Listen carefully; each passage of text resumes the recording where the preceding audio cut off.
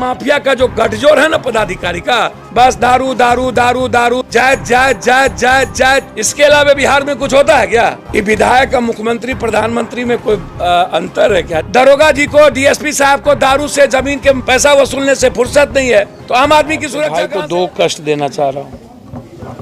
एक मुखिया जी की हत्या हुई है गोपालगंज के थावे। जी जी जी जी भाई, मेरा रिक्वेस्ट है कि भाई मेरे कम से कम इसको टेक्निकल ग्राउंड पे इसको देखने, शूटर कोई और है, मरवाया कोई और है, तो दोनों का कम से कम कैसे परिस्थिति जन क्या है, इसको तो मतलब निकालना बहुत जरूरी है। जी बहुत अच्छा, बहुत अच्छा, बहुत अच्छा भाई मेरे। ये दूसरा चीज़ कह रहे थे, छपड़ा वाले में जो लोग अर्धर अर्धर बकते हैं ज़बरदस्ती। हम तो पहले दिन जो घटना घटी थी, तो उसी दिन जा कर के हम, जो लड़का एडमिट था तो उसको हम 50,000 रुपया मदद किए थे, और उसके बाद हमने वहाँ के मालिक को कह दिया था कि बाबू किसी भी कीमत पर पैसा नहीं लगे, जो लगेगा हमसे तुम बोलना।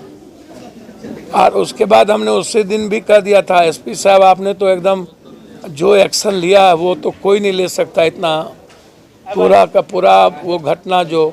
लेकिन बाद में जो ये करनी सेना 200-300 मोटरसाइकिल के आके दो महिलाएं हार्ट अटैक हो गया, जल गया, वो उसको नहीं देखिएगा तो उन लोगों का तो मनोबल फिर बढ़ेगा।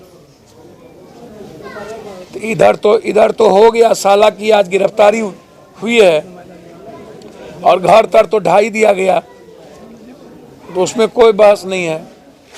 लेकिन एक होता क्या है कि लोग, अब ये लोग जिस तरीके से, अब वो कौन ब्राह्मण भूमिहार नेता जी, वो जो सोशल मीडिया वाला है ना, एक तो जादव सेना है, कोई जादवी सेना, कौन है वो संतोष रेणु क्या, उसको भी एफआईआर लॉन्च करना चाहिए। नहीं भाई मेरे, उस पर भी एफआईआर लॉन्च करके उस पर लेना चाहिए। वो गाली गलौज माँ बहन करता है, ये सही नहीं है, एकदम बहुत बुरे तरीके से करता है। 1-2 ठो और लड़का है, इधर से भी 10 लड़का है जो गाली गलौज करता है, एकदम जरूरी है भाई मेरा। हमको बता दीजिएगा कि हम जाके दोनों परिवार को, हम सोचते हैं कि 1-1 लाख रुपया मदद कर दें जाके, तो किस दिन जाएंगे तो आप हमको कह दीजिएगा, मेरा प्रश्न। जी ठीक है, तो 12 के बाद हम चले जाएंगे, तो आप वही हम सोचे भाई से बात कर लें। इस मामले में, मुखिया जी के मामले में जो दो चीज़ आपके नॉलेज में आ ही गया है। जी ठीक है, तो 12 को हम एक बार भाई से बात कर लेंगे, तब हम 13 को जाएंगे वहाँ।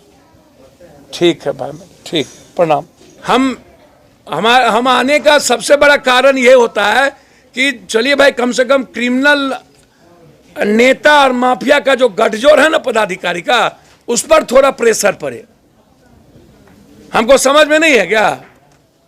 सब मस्त है, बस दारू दारू दारू दारू दारू दारू दारू दारू दारू दारू, जायज जायज जायज जायज जायज, 6 जात 7 जात, 6 जात 7 जात, 7 जात 6 जात, 5 जात के गठबंधन, 6 जात का गठबंधन, 7 जात का गठबंधन, 8 जात का गठबंधन, 6 जात हो गया, 7 उधर गया, 6 इधर आया, 8 उधर गया, 9 उधर आया। इसके अलावा बिहार में कुछ होता है क्या? होगा क्या? आपको लग रहा है? आपको लग रहा है इसके अलावा भी कुछ होगा? ये विधायक का मुख्यमंत्री प्रधानमंत्री में कोई अंतर है क्या? जनप्रतिनिधि और आम आदमी क्या अलग? जनप्रतिनिधि अलाउद्दीन के चिराग हैं और आम आदमी क्या ऊपर से खसा है क्या? आम ही आदमी ना है, मर तो सब रहे हैं, मर तो डेली रहा है। ऊपर से झाड़ू दीजिएगा कि नीचे से झाड़ू दीजिएगा?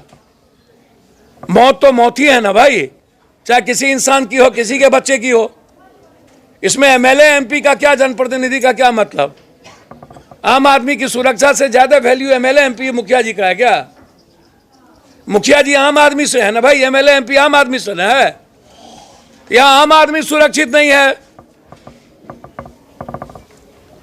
जो घटना घटित हुई, ये मुखिया जी सोच के तो घटना घटित नहीं हुई, या एमएलए सोच के?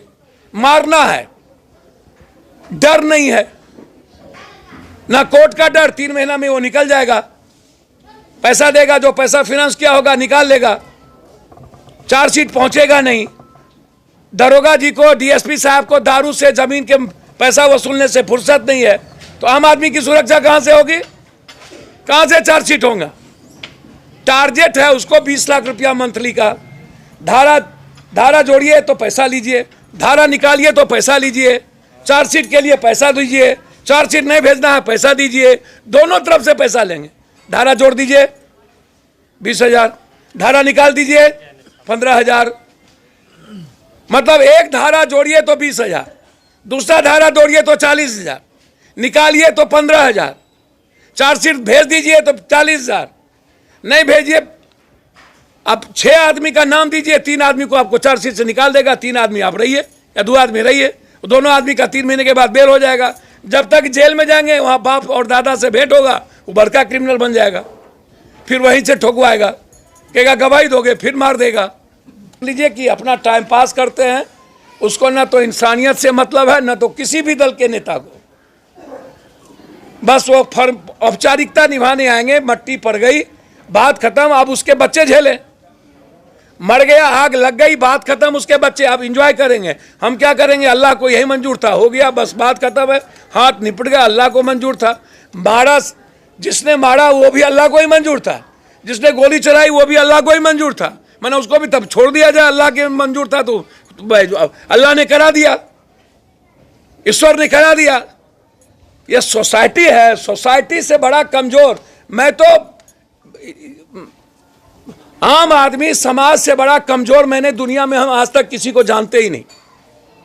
अपने अपने जात के क्रिमिनल को प्रोटेक्ट करता है समाज, ये कहता है मेरे जात का, मेरे कौम का, मेरे बाप का क्रिमिनल है, दादा है, आका है, इसको छोड़ दीजिए।